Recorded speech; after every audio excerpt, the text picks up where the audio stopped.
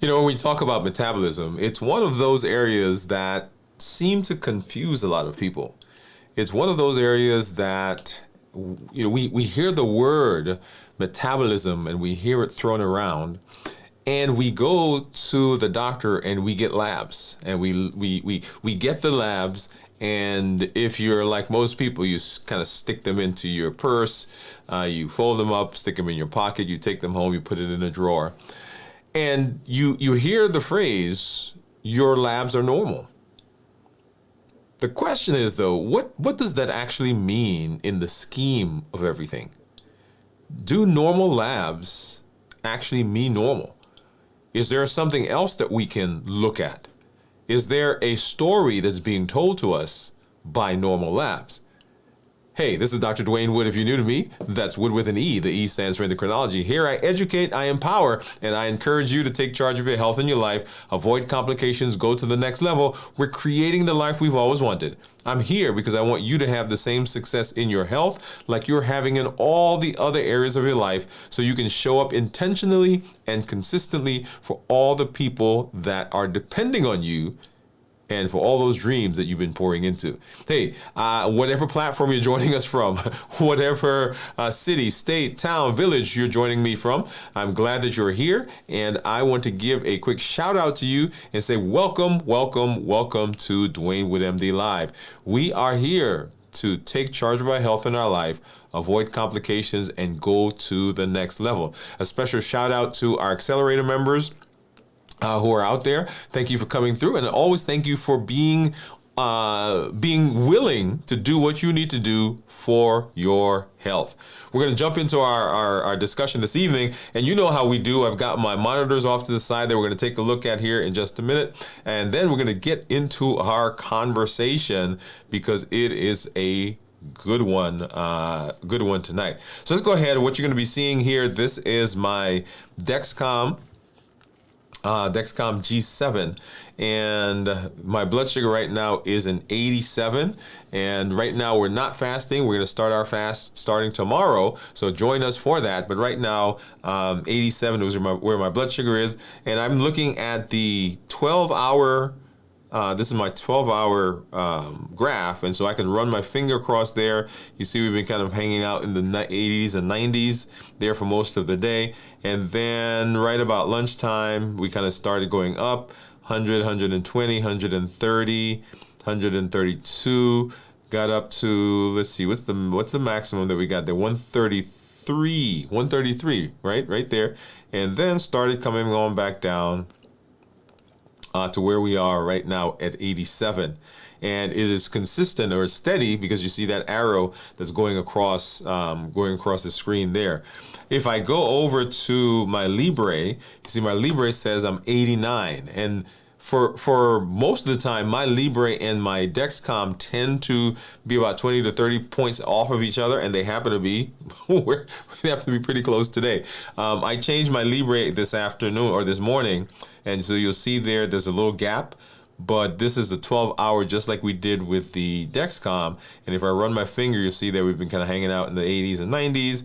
And then, of course, right there, so we were 88, and then lunch happened, and this got up to 120. On the Libre, it says 133, if I remember correctly. And then we started coming on back down to where we are right now at 88. And you see that graph going straight across as well. Okay, so that tells me that my blood sugar right now is stable. If I go into my reports, and I love the reports because I'm a data person, if you are not monitoring, if you're not checking, if you're not looking at data, it's difficult to know where you are. Now, I'm gonna throw this, and I'm looking at blood sugars right now, but this goes for any kind of data when it comes to your metabolism. And of course, we're talking about data today, we're talking about numbers, but that goes for when you get on the scale. Okay, that's a big one. It goes for when you get your labs or your doctor's office. Look, goes to your blood sugars. All of that is data. It doesn't say anything about you as a person. It is information that you then use to kind of make decisions. So looking at this is my time in range for 90 days. And you'll see there I am in range 99% of the time. Down at the bottom, you'll see 1%, and that's when I tend to fast. When I fast, my blood sugar drops there. That's what you're seeing. And then if I go over to my average blood sugar, and you'll see right now it's 105 over the last 90 days. And I love this area because it allows me to make decisions about what goes on in my day, what I do in my day. And I use that information. I can make different choices about what to do, what to eat, and so forth. And even activities, right? The activities, what I do, what I eat, and all of that. And then coming out of that, if I go down here, this is my GMI and my glucose management indicator. It is sort of an estimate, if you will. I can't even call it that, but it is an indication of what my A1C should be, what I would expect it to be when I get blood work. If you did not watch our episode, our series that we did, The Doctor as Physician, that's a good one to go back and watch because it allows you to see what's been going on. And so in that particular series, you saw my blood sugar, you saw my A1C that I actually got, and then you saw what the monitors, these continuous glucose monitors, said that my A1C would have been. So that's a good one to kind of pay attention to. Okay. All right. Okay. So yes, the glucose management indicator. If I go back now and go back to my Dexcom, and I'm gonna go to the report, and for 90 days, you see I'm in range, time in range, 91% of the time, with an average of 116 and a glucose management indicator of 6.1. So that all kind of ties together in where I find myself. So yeah, awesome. All right, so let's get rid of that for now. And hey, that's my family, by the way. Say hey, guys. All right, so let's go ahead and let's say hello to some of our community members. We see you out there, so let's say hi before we jump into our discussion for this evening. Let me see if I can. I'm gonna pull this one up, and there we go. Well, it's not quite working the way I want. Okay, we're gonna do it a little differently. Let's do this one. There we go. And so let's see, Jennifer says, Dr. Woode has a great book, need to have it autographed. Hey, Jennifer, how are you? Thank you for coming through. And so Jennifer, so if you guys don't know, we just finished up our first book and are very excited about it, getting some great responses and great feedback from it. And it's really helping people to see themselves, to see their story as they walk along with me on my journey for reversing my diabetes.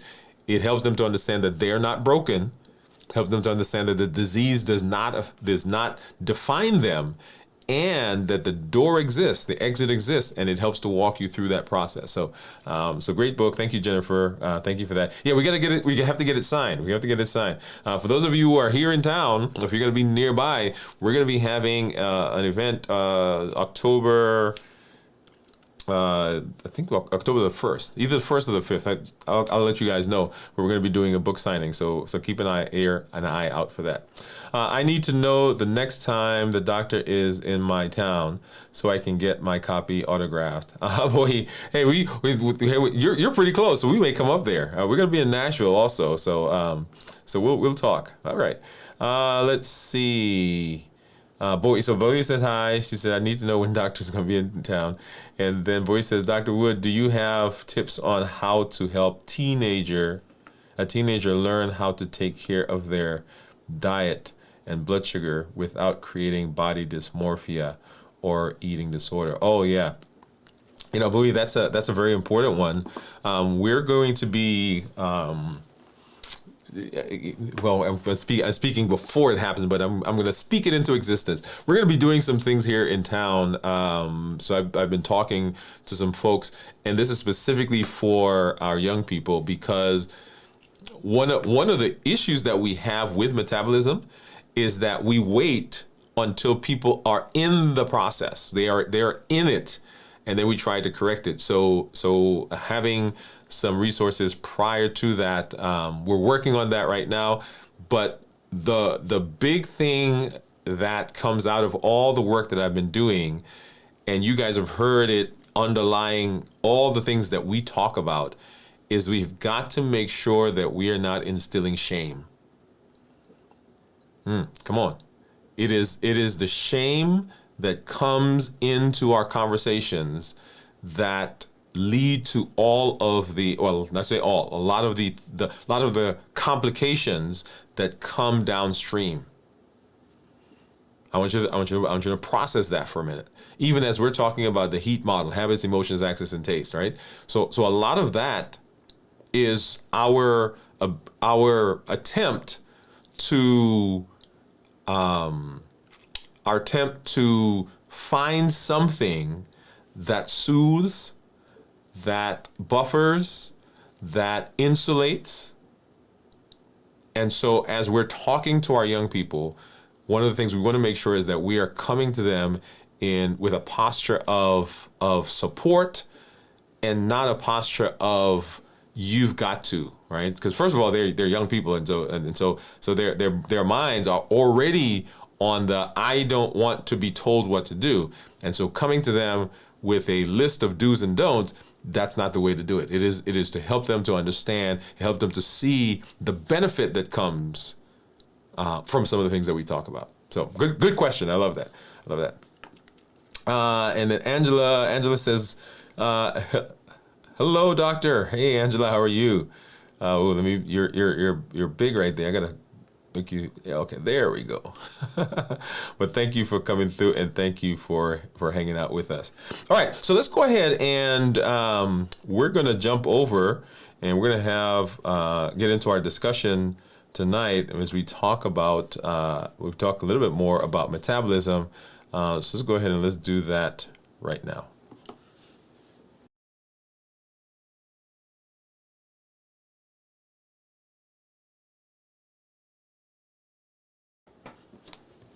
And so your labs are normal. What does that actually mean? So that's what we're going to spend some time talking about tonight.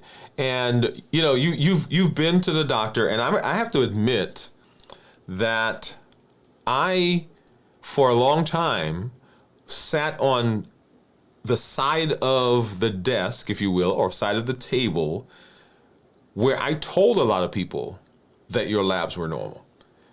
In fact, there were times when people came to me with a complaint, and as the endocrinologist, I looked at all the labs, I looked at all the stuff that we do, and I said, hey, your labs are normal. And that doesn't always tell the whole story, okay? Just like having abnormal labs does not always mean pathology, having normal labs doesn't always mean that everything is good. Right? So people have come, and you've said it to yourself, something feels off. Something feels off. You go in, the labs are ordered, everything looks normal, right? And you hear that. Your labs are fine. It's relief, right? Because at one time you're excited because you don't want anything to be wrong, and still something still feels off. And the question is, what's going on, and what does that tell us? And are there other things that we need to be looking at? So, there are two conclusions that people come with when they hear that, when they hear the labs are normal, right? And it is either the lab missed something, right? They didn't check enough labs. They didn't do the right labs. They didn't, there's another lab that we need to look at. And, as an endocrinologist, I get that all the time, because people come to me and we do, for instance, I'm going to take a silly one, right? It doesn't have to do anything to do with diabetes and so forth, but it does play a part in some of the things that we talk about. We look at the thyroid. And so we do the thyroid panels. We do a little bit more in depth than you may have at your primary care doctor's office, right? Because we're endocrinologists, and that's what we do. So we go through and we get all the labs, we get all the stuff, and it comes back, and it is normal. And I remember in my history saying to people, hey, yeah, the labs look good. And that was kind of the end of the conversation, because as the endocrinologist, I looked at the endocrine thing and it was okay. But what I've started saying to people now is another part of that conversation. The labs are normal as we understand them. The labs are normal as we see them. That does not mean that there is nothing wrong. And in fact, we don't know everything. Put my hands up. Right? We don't know everything. But the conclusion that a lot of people make is that either the labs missed something, but they didn't do the right labs, they didn't do enough labs, they didn't do, right? Or you're imagining it. And the first one is more tolerable than the second. Because the first one, all I've got to get is somebody to get the right labs. I've got to get somebody to test the right labs. I got to get somebody to test more labs. But the second one, if it's in my head, if I'm imagining it, that's worse because I'm doing this to myself. But I want to give you a third option. The labs were accurate. The labs, as they were ordered, the labs gave a picture of what's going on, but that there's more to see. I want you to get that. So not that the labs are inaccurate. The labs are normal. The labs are accurate. The labs do what they do. The labs are telling us what they're supposed to tell us, but there's more. Okay? So a lab report, and you've heard me say this about lots of different things before, a lab report is a tool. It is a tool. Just like the things that we do are tools. Remember, we talk about educate, empower, encourage. The empower, those are the tools that we give. So a lab report is a tool, and every tool has a purpose. And the standard labs that we get, the panel that when you go to your doctor and they order those standard panels, they are there to identify when a threshold has been crossed. It's either this or that. Either you have it or you don't have it. That's what that lab is designed to do. It's not designed to find nuances in that. Either you're diabetic or you're not. Either you have high cholesterol or you don't. Right? So that's what it's supposed to do. It does that very well. It is excellent at doing that. If you want to know, do you have the disease? Yep. If you have it, it will find it. If you have it, yeah, it will tell you that you do. The question is there more that can be told that the lab is not doing, that the lab is not showing? And the answer to that is, yeah. Right? So that's our premise. At least that's our premise tonight. Right. And so we're going to kind of walk through that a little bit. And so we'll talk more about what that means. So let's talk a little bit about the standard lab. So the standard labs catch disease. And you heard me say that, right? So if your glucose is high, it looks at it, boom. We can tell you you're pre-diabetic. We tell you you're diabetes. You would tell you your A1C is elevated. It confirms dysregulation. And that system works as designed because we can see the trend. Hey, your A1C was 5.4, right? It's in the normal range. Oh, wow, look at this. It's 5.6. It's climbed up. Look at this. It's 5.7. Now you're in pre-diabetic. And it's 5.7 all the way to 6.4. Okay, you're still in the pre-diabetes range. Now it's 6.5, and we diagnose you with diabetes. So it's able to do that. It's able to see that progression. It's able to differentiate somebody who's a diabetic from someone who's not diabetic. And I keep saying diabetic and not diabetic. You should actually say someone who has diabetes. Right? Because we're going to make a point that the disease does not define you. But if we keep calling you diabetic, right, that's the definition. So someone who has diabetes. And that system works. It works like it was designed to work. The panel shows where you are at that moment in time.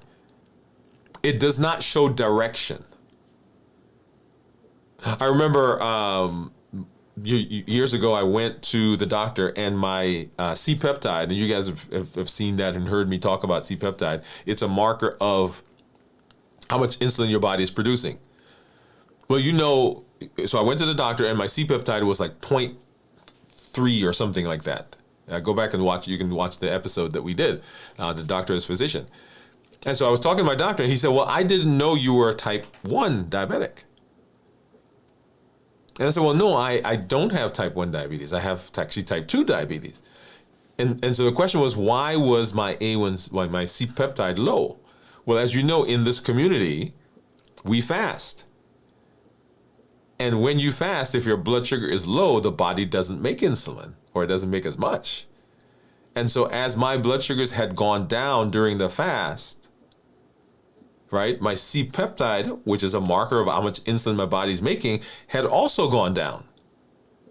And so looking at that number, the C-peptide, without the context of what was going on, the conclusion would have been, hey, you're type 1, you have type 1 diabetes. But now looking at that number, that C-peptide, in the context of a blood sugar that was low, and I think at that time my blood sugar was 50, right? It's 50 blood sugar with a low C-peptide, that makes sense. But if you look at that in isolation, then you begin to think one thing versus another, right? So the numbers that we get, the labs that we get, it does not show what is building. A particular lab doesn't show what is building. That's not a flaw. That's how it was designed. That is the scope. That is simply how that lab works. And we would love to say that we know everything about how everything in the body works. And you know what? We do not. Let me admit it. We don't know everything. We know a lot about a lot of different things, but we do not know everything. So you walking into your doctor's office and the doctor saying, I don't know, can be true because we don't know. We don't know what it is. And that sometimes is not very comforting, but it is what we have. The technology, and I'm not going to go back into the history of some of the technology. Well, I'm going to do that. So, and I keep picking on thyroid, but thyroid is one of the ones that we do a lot, in addition to diabetes. But at one time, when you went to the lab, it could only tell you yes or no. Either you had hypothyroidism or you didn't. But it couldn't tell you the degree of what those numbers were because we didn't have technology that was sensitive enough. But as technology got better and better and better, we can predict now some people who are going to eventually head in that direction. So technology has gotten much, much better. All right. And so the panel, right? So here's the thing. When we're defining labs, we're defining normal labs. What a normal lab means. What we are actually doing is we're saying it's a statistical definition. It's based on a reference population. So we take a group of people and we check their labs. And we say, hey, 95 is a confidence interval. 95% of the people fall within this range. And that range now becomes the normal. So it is not like somehow we were born and we knew that was the range. It's like we took people and we say, hey, in this group of people, what is the range of that what is the range of that number? And I said blood sugar. What's the range of blood sugar? What's the normal blood sugar? What is the blood sugar of the typical population?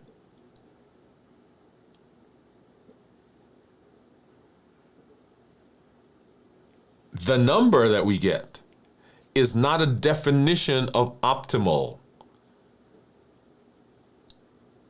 It's not a definition of thriving. It's useful to tell us yes or no. Either you have it or you don't have it.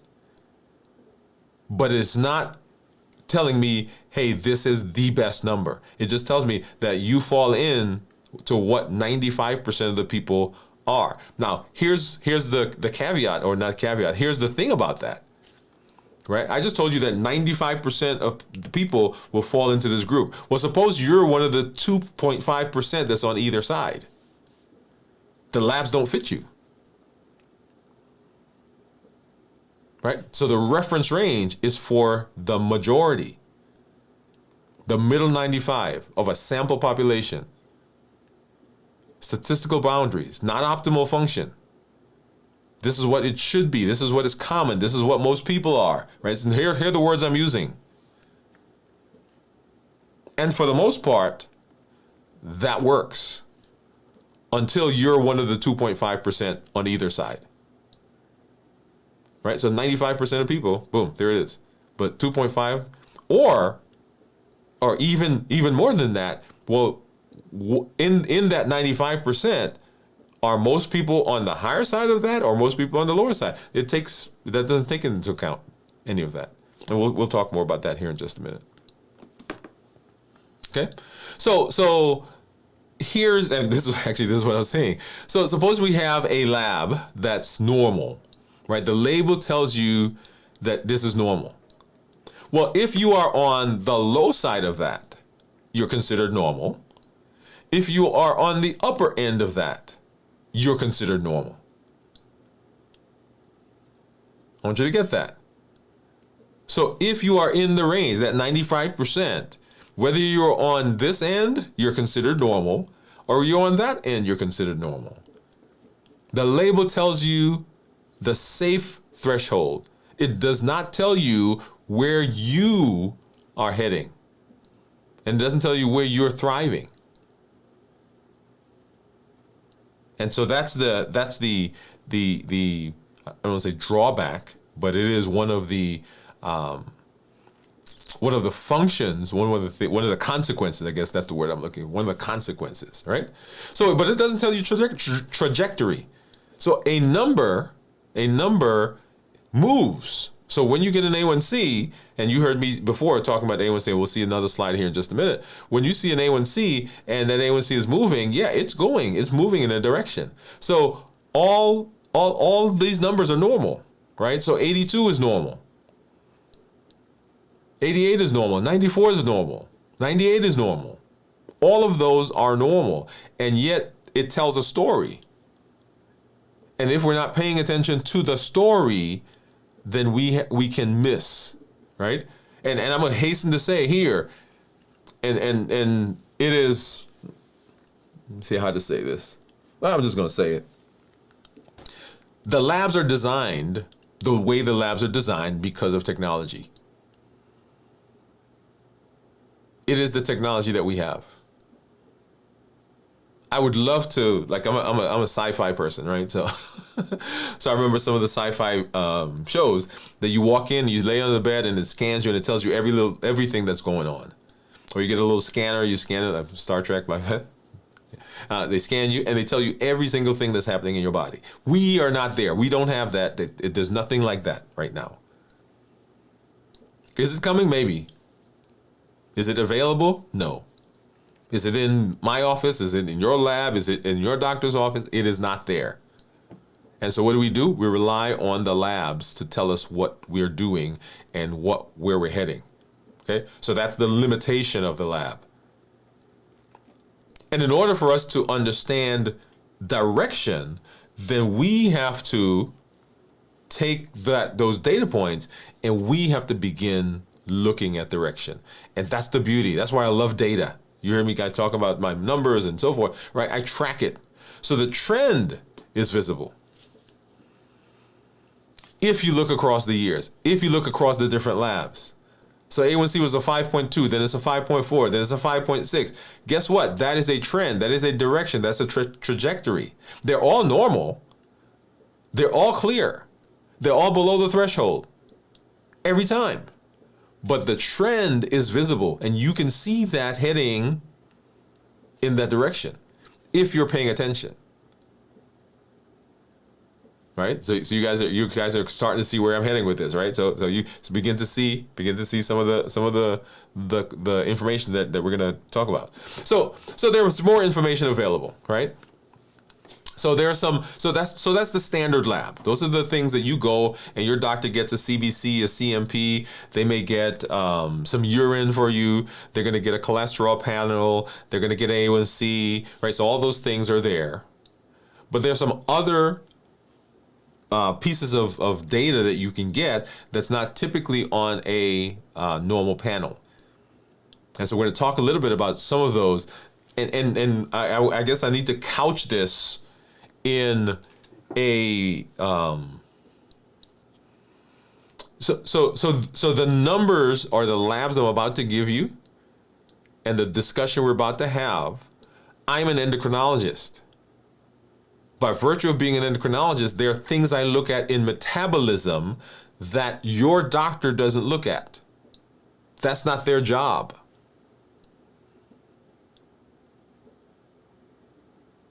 I'm gonna pause because I want that to sink in. Right? So the things that I do, things that I see, things that I experience, or things that I think that are by virtue of what I do and what I see in my everyday work. Because I see my job is to take care of people who have diabetes, take care of people who have thyroid disease. So there are concepts that I see or things that I see that are unique to endocrinology. And I'm not even going to say but unique to me, right? Unique to endocrinologists. We think differently. We look at things differently. I can't tell you the number of times that somebody has come to my office or they've been in another doctor's office and we get a call from the doctor's office because the patient's blood sugar is 300.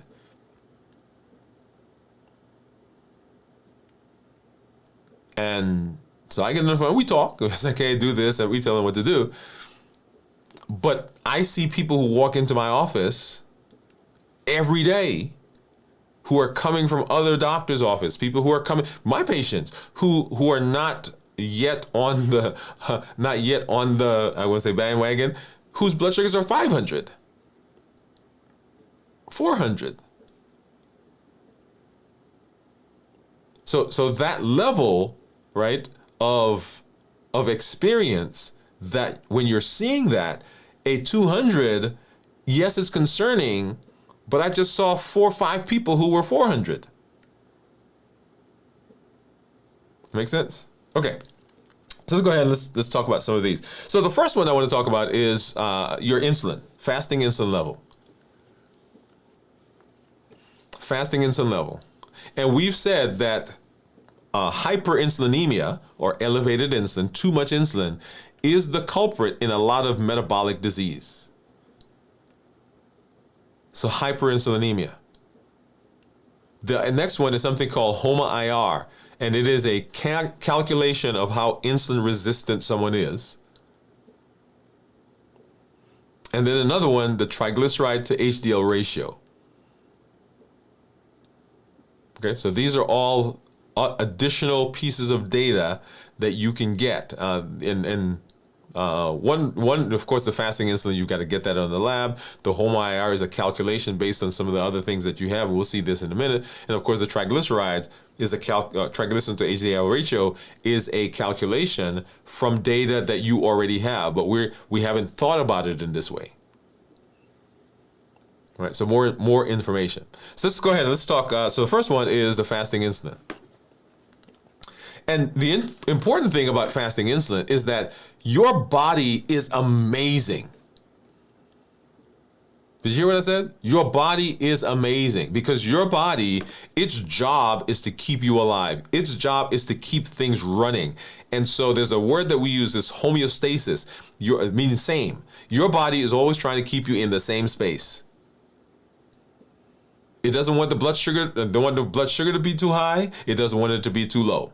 It doesn't want the blood pressure to be too high. It doesn't want it to be too low. It doesn't want the cholesterol, the sodium, the potassium, the calcium, any of your electrolytes. It doesn't want it to be too high. It doesn't want it to be too low.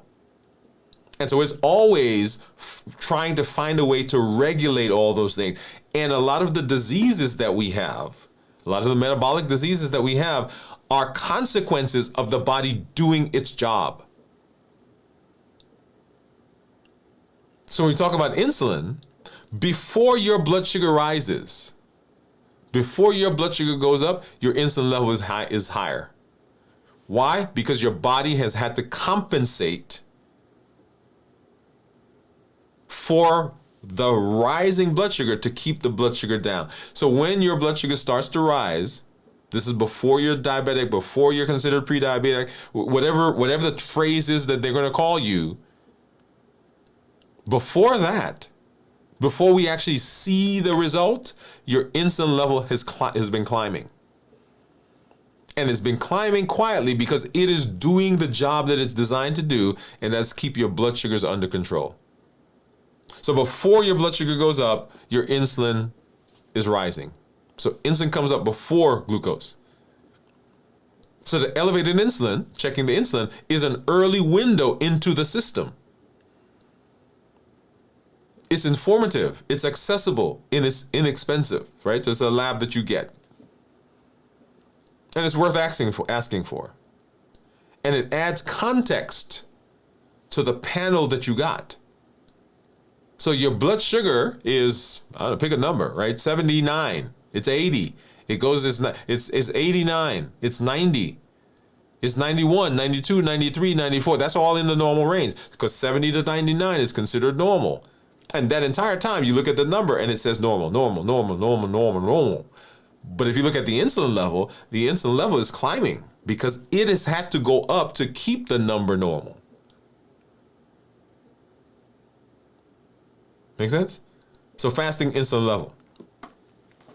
The next one is our HOMA-IR that we just talked about, right? So it's a marker of insulin resistance. And you calculated insulin, and you don't have to remember the number, insulin times glucose divided by 405. And if it's below 1.5, then we're considered good. Above 2.93-ish, then that's considered to be on the path to insulin or insulin resistance. Is a calculated estimate of resistance. It adds precision to the picture. So we talk, oh, I'm insulin resistant. I'm insulin resistant. They say I'm insulin resistant. What does that mean? How do you check it? How do you mark it? How do you evaluate it? And did it get better? Because theoretically, look at the formula, right? Insulin times glucose divided by 405. 405 doesn't change.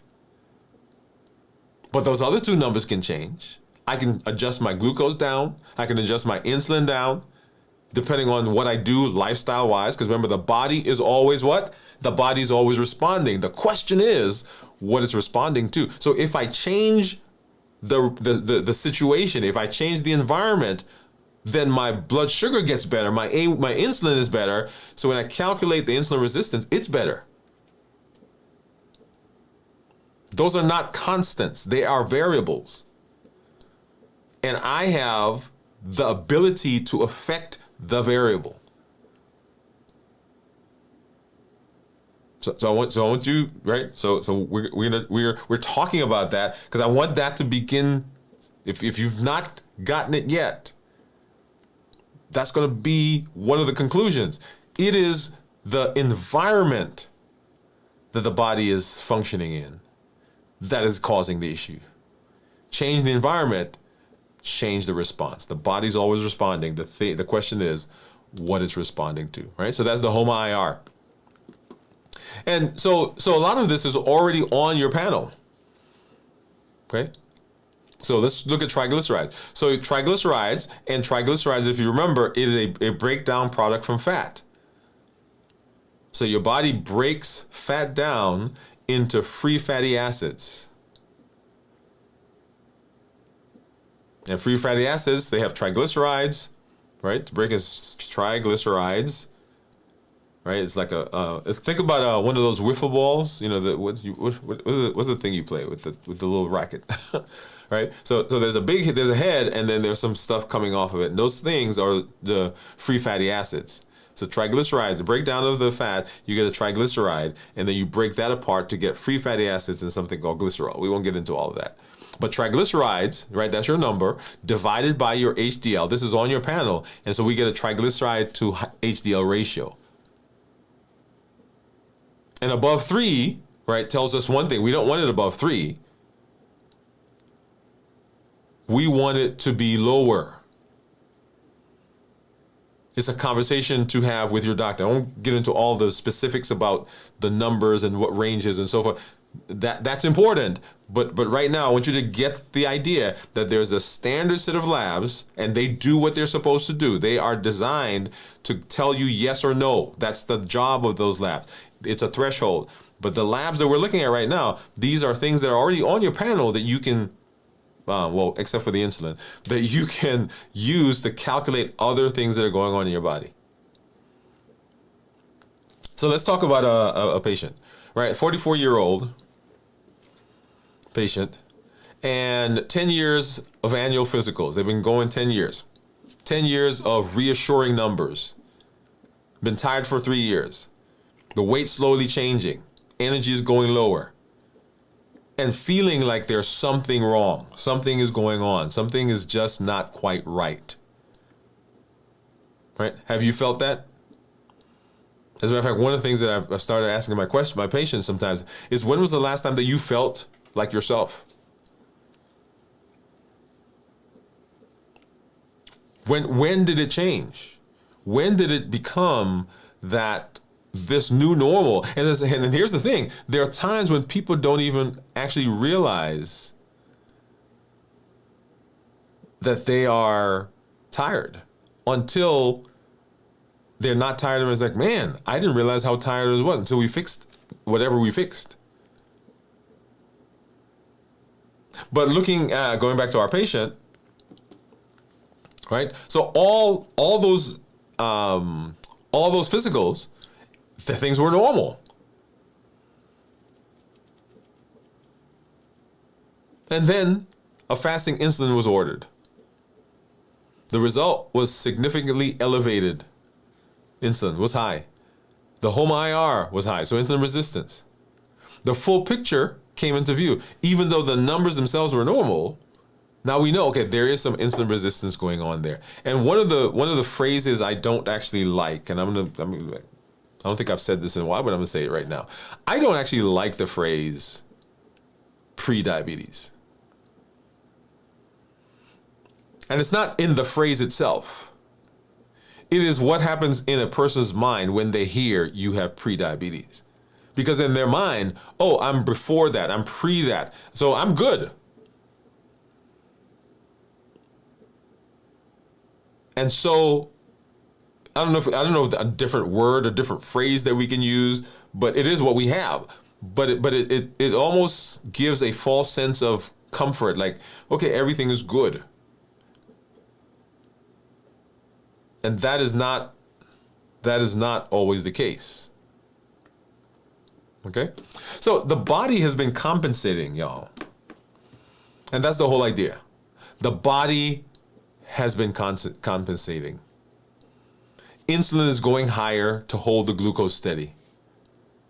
The glucose looked normal in this patient because the system was working hard. It was doing what it was designed to do. It was keeping homeostasis, that is the sameness. There was this range that those numbers need to be in, and your body's like, okay, come hell or high water, I'm keeping it in that range.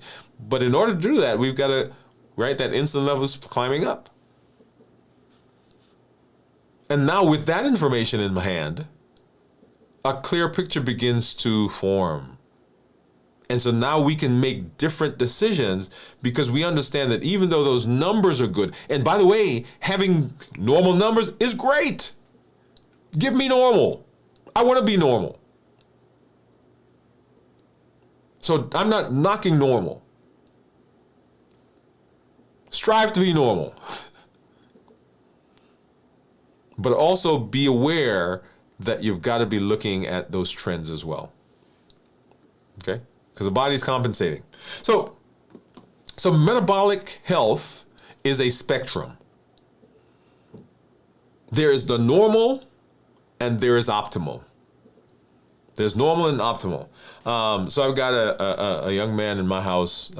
He's in school, and amazing young man, by the way. And one of the, and we're looking at grades, right? And so an A is anywhere from this number to that number. That's an A. Now, there are some things that he wants to do that he's trying to get not at the bottom of the A, but the top of the A. There's nothing wrong with anything in that spectrum. And that's the idea here. Metabolic health is a spectrum. It is, this is normal, but this up here is optimal. And so we're not knocking normal, and we're not pushing anybody to be more than normal, but we're saying, hey, maybe there's something going on that is causing what you're feeling. So it's not binary. It's not this or that. It is this to that. And you heard me say all the time that diabetes is the ultimate along the spectrum of metabolic disease. It is the ultimate. It's the prototypic metabolic disease. So normal and optimal, those are different things. Those are different positions along the spectrum. Both are worth knowing about. Not to stress about, but knowing about so that you can make decisions about what you do in your body, in your life, the choices that you're making. There's a show that used to come on years ago and says, knowing is half the battle. You guys remember that? Are you old enough to remember that? Okay, it's a spectrum. Now, there's a study that was done years ago. I should say years ago, but it was done several years ago. Let me say it that way. And they're looking at 5 cardiovascular markers. And we're looking to the number of people that met the criteria for optimal health. Right? So looking at these 5 different markers and say, okay, of all the people that are there, how many people in that group meet the metabolic markers for what we consider optimal? Not normal, but optimal. And it was 6.8%. 6.8%. So this is not to alarm. It is to look closer, to help you say, let me ask some more questions. Let me ask better questions. All right. So it's not a fire alarm. It is, hey, be aware that there are some things that are going on in your body that you can change. And that's come on, that's we're getting there, right? That's what we're getting to. So normal tells you one thing. Optimal tells you another. A threshold has not been crossed is what normal tells you. The system flagged no active disease, no acute disease, no problem. The house is not on fire, it's not burning down. That's what normal tells you. But optimal tells you how the body is functioning, the direction it's heading, what the body is building towards, where are we heading, where are we going? And knowing the difference between those two gives you more information about your body and more things, more data to work with. And that's the point. So let's look at some others. So here's some metrics, different targets. And so in my clinic, we are about optimal. We're working for optimal. And one of the conversations I have with patients sometimes is this idea of, well, I'm in the normal range. And I said, yes, you are. All right, my blood sugars are good. And then my question is, how do we get off this medication? Right? This is great, but okay, how do we move along that pathway? My A1C came from 14 down to 7. How do we get below 7? And this is not because there is Not because there's not been progress and improvement. It is because we want to be optimal, because we are living the life we've always wanted. We're taking charge of our health in our lives. We're avoiding complication. You guys hear me say that every time we start a show.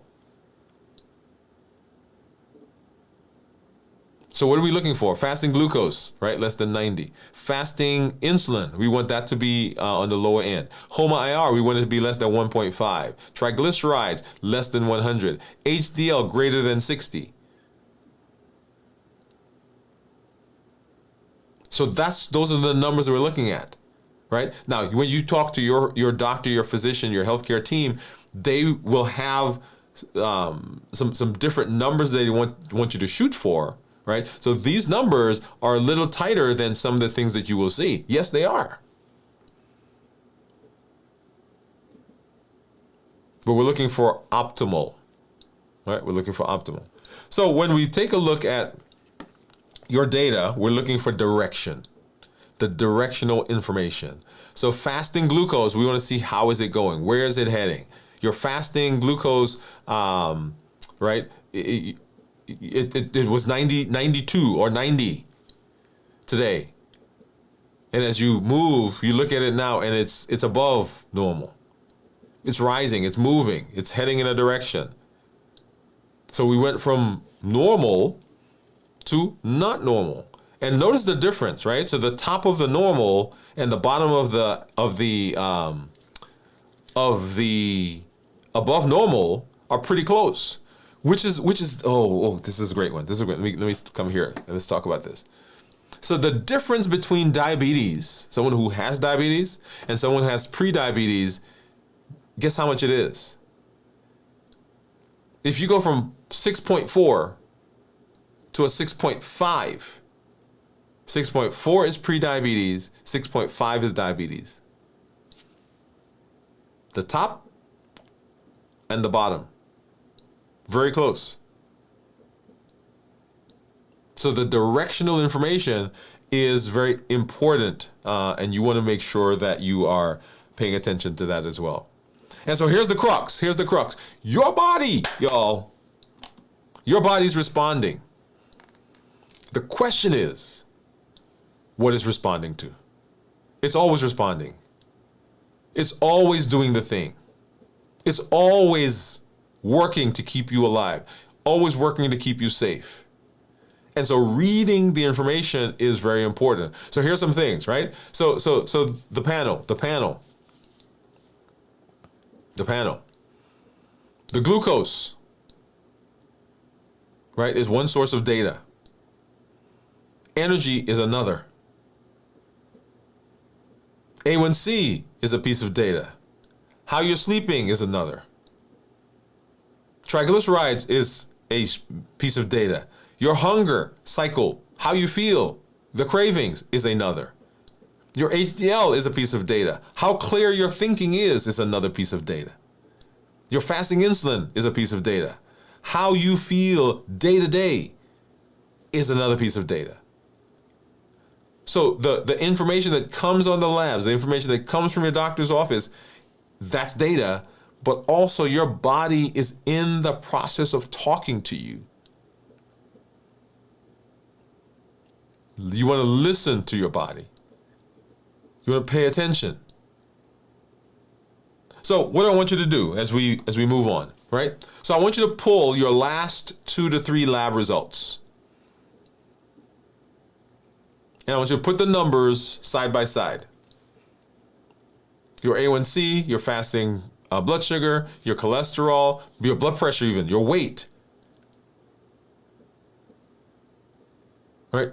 Is each number moving, number one, and what direction is it going? Where is it going? And then the question becomes, what additional tests might add some context to that? Just like I told you, I got a C-peptide, and if we just looked at the C-peptide in isolation, we would think one thing, but the context of having the blood sugar together tells us something totally different. So what additional tests might have add context? Curiosity is the starting point. right? A normal result is genuinely good. And I'm going to say that again. I'm going to preach that. I want to drill that into you. A normal result is generally good. It tells us yes or no. Do I have it or do I not have it? Have I reached the threshold? That means the research, the threshold has not been crossed. That matters. Take it seriously. Let's stay on this side of the threshold. The no, there is more available, more measures, more understanding, more work that you can do. Because we're taking charge of our health and our lives, we're avoiding complications, and we're going to the next level, right? So your body is generating information continuously. Right now it is. The panel that you get captures a part of that. Metabolic health is a spectrum. The more you understand it, the more you can work with it. That's the plan. Remember, we don't default to our goals. We default to our design. So you want to make sure that you are informed, because you can't design for something you don't understand. And so if this raised the question, the brief is where the conversation continues. 1 email a week. The explanation continues. We're helping you to set up that system, that design, so that you can be healthy. Scan the QR code that you see there on the screen, get into the brief, and become a part of our community. The body's always responding. The question is what it's responding to. Hang around, we'll be right back.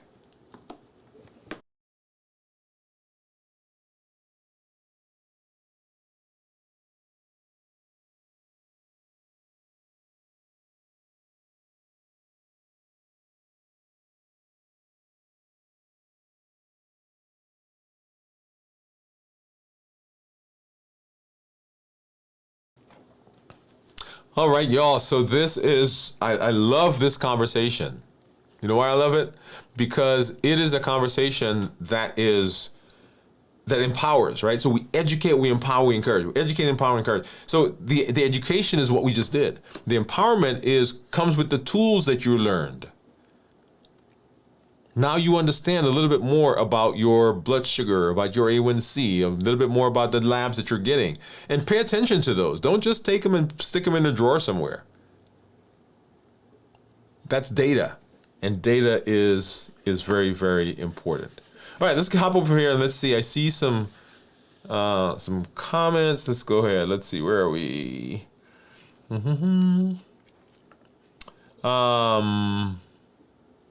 Okay, so Gian, what's up, Gian? Gian says, hi, all. Oh, let me get back over here. Gian says, hi, all. Hey, Gian, thank you for coming through. Lael Whitmore says, doctor, what's going on? She said, hey, doc, are you beginning to screen for MASH?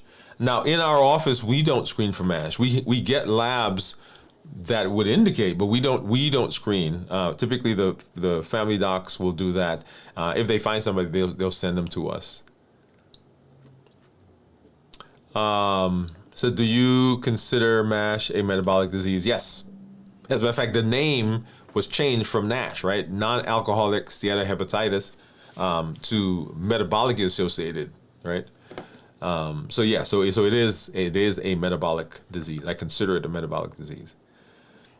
And then Gian says, I need doctor to autograph. Yes, so Gian, sounds like you have the book. So thank you. That's right. You did send me a message, a picture. Yeah. By the way, y'all, if you're out there and you have the book, send me a picture. And when you put it on post it on your social and tag me, right? So we want to get that diabetes exit out so other people know about it. It is an amazing journey and amazing information. So we'll talk about that here in just a minute. But yeah, definitely, Gio, we got to figure out how to do that. We have to figure out how to get that signing, get that signing done. So, well, y'all, I'm excited, and you heard me start talking about it already. So I am always excited because the thought process that I go through has three things: educate, empower, encourage. We educate with the shows, educate with the blogs, with the podcast. We educate with the book. We encourage you with the tools. Oh, we empower. I said encourage. We empower you with the tools that we learn, right? The brief, the heat model, the COPE model, all that. As a matter of fact, we're doing the COPE model in our office tomorrow. But all of those tools give you empowerment. And we encourage with this amazing community that you are a part of, because you can be successful by yourself. Don't let anybody tell you that you cannot. It is possible.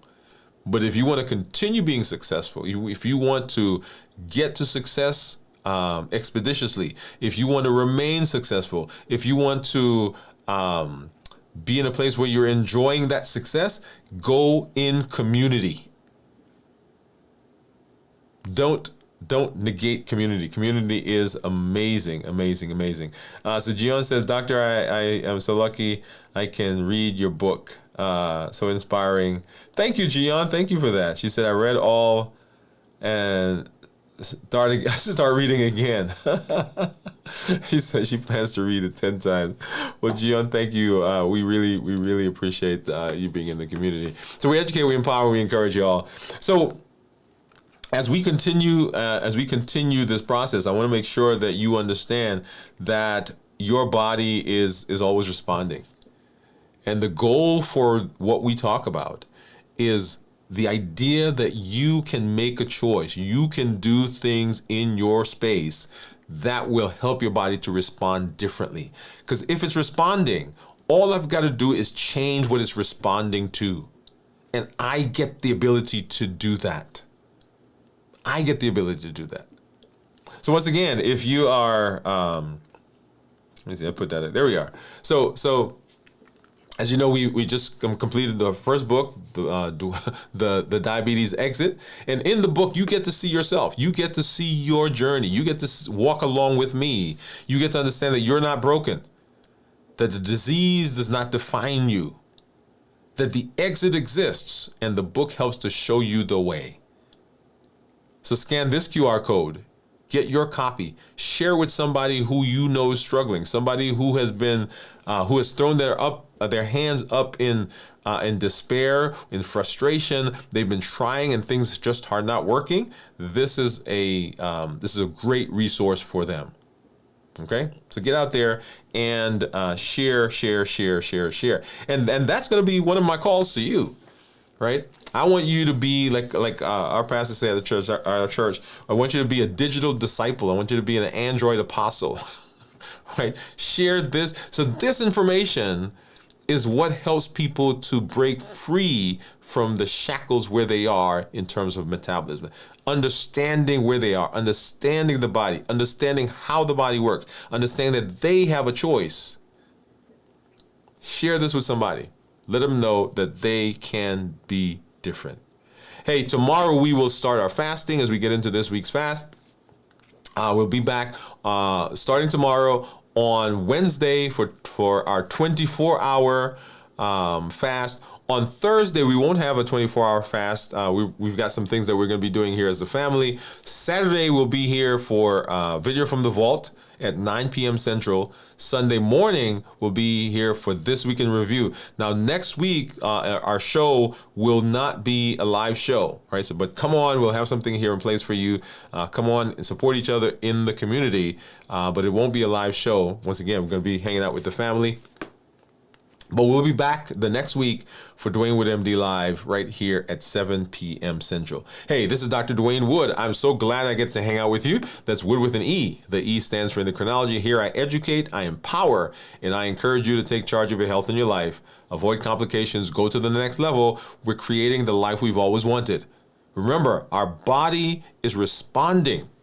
The question is, what is it responding to? And we don't default to our goals. We default to our design. So let's work together to put the design in place so that you can take charge of your health and your life, avoid complications, and go to the next level. We'll see you next time. Bye-bye, everybody.